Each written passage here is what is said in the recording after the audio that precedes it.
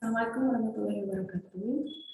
Kembali di sesi selanjutnya untuk mata kuliah IPS-SD. Kita bertemu di sesi kedua ini. Saya akan membahas mengenai karakteristik pendidikan IPS-SD. Oke, langsung saja.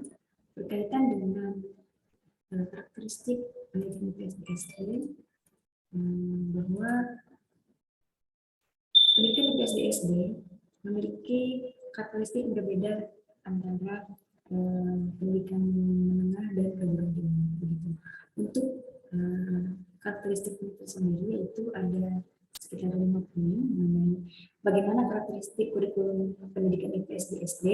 Yang pertama, ditinjau dari tujuan kurikuler bahwa pendidikan IPS di SD adalah berkaitan dengan materi begitu.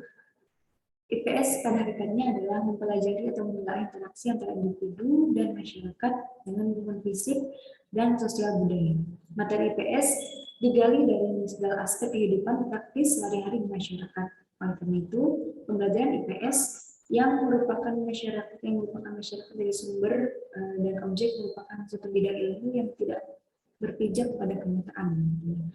Berkaitan dengan hal itu, menurut Mulyono, ada 5 macam sumber materi pembelajaran IPS. Yang pertama adalah segala sesuatu atau apa saja yang ada di alam atau sekitar anak yang terjadi sejak anak itu lahir di keluarga, sekolah, kemudian hingga kehidupan masyarakat. Kemudian kegiatan manusia, misalnya mata pencarian, pendidikan, keagamaan, produksi, komunikasi, serta transportasi. Kemudian ada lingkungan geografi dan budaya, meliputi segala aspek geografi dan antropologi yang terdapat sejak dari lingkungan anak yang terdekat sampai yang terjauh. Kemudian selanjutnya kehidupan masa lampau. Kehidupan masa lampau bisa juga dijadikan sebagai materi pembelajaran IPS, yaitu berkaitan dengan perkembangan kehidupan manusia, sejarah yang dimulai dari sejarah lingkungan terdekat sampai yang terjauh, tentang tokoh-tokoh dan kejadian-kejadian yang besar. Kemudian selanjutnya, anak sebagai sumber materi meliputi berbagai segi, dari makanan, pakaian, permainan, keluarga, hobi, gitu ya. Itu merupakan sumber-sumber pembelajaran IPS. Kemudian karakteristik kurikulum pendidikan IPS di SD, ada strategi yang diberikan begitu berkaitan dengan pembelajaran IPS di SD. Yang pertama adalah strategi penyampaian pendidikan IPS sebagian besar adalah didasarkan pada suatu tradisi, yaitu materi disusun dalam urutan dari yang terkecil, aspek terkecil itu anak itu sendiri, kemudian keluarga, masyarakat, kota, region, negara, hingga dunia. Nah, tipe kurikulum seperti ini disebut dengan the widening horizon or expanding environment curriculum. Gitu. Ini dikemukakan oleh pemilihan pada tahun 1996. Kemudian tipe kurikulum pendidikan IPS di SD didasarkan pada asumsi bahwa anak pertama-tama dikenalkan atau perlu memperoleh konsep yang berhubungan dengan lingkungan terdekatnya atau diri sendiri. Selanjutnya, secara bertahap dan sistematis bergerak dalam lingkungan konsentrasi keluar dari lingkaran tersebut. Kemudian mengembangkan kemampuannya untuk menghadapi unsur-unsur dunia yang lebih luas. Nah, kemudian tujuan IPS itu sendiri adalah menurut Nursi Jumat Maju 2006, tujuan pendidikan IPS adalah membina anak didik atau peserta didik menjadi warga negara yang baik, yang memiliki pengetahuan, keterampilan, dan kepedulian sosial yang berguna bagi dirinya serta bagi masyarakat dan negara.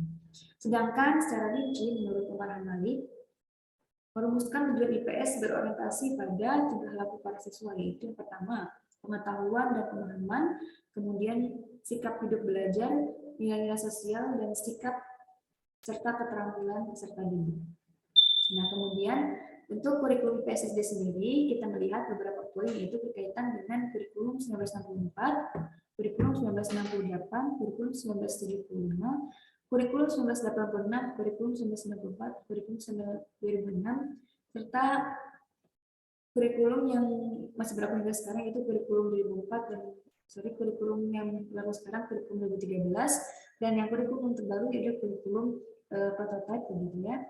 Nah, untuk latar belakang pendidikan IPS sendiri, penyusunan kurikulum IPS SD tidak terlepas dari pendidikan nasional yang berakar pada kebudayaan bangsa Indonesia dan berdasarkan pada Pancasila dan Undang-Undang 1945 yang mengamanatkan upaya untuk mencerdaskan kehidupan bangsa, serta agar pemerintah mengusahakan dan menyelenggarakan satu sistem pembayaran nasional yang diatur dengan undang-undang. Kemudian, landasan hukum kurikulum IPS SD yang pertama adalah untuk Pancasila, kemudian Undang-Undang 1945, kemudian Undang-Undang Nomor 20 tahun 2003 tentang Sistem Pendidikan Nasional, kemudian PP Nomor 19 tahun 2005 tentang Pendidikan Dasar, serta Putusan Mendiknas RI Nomor 23/2006 tentang Kurikulum Pendidikan Dasar.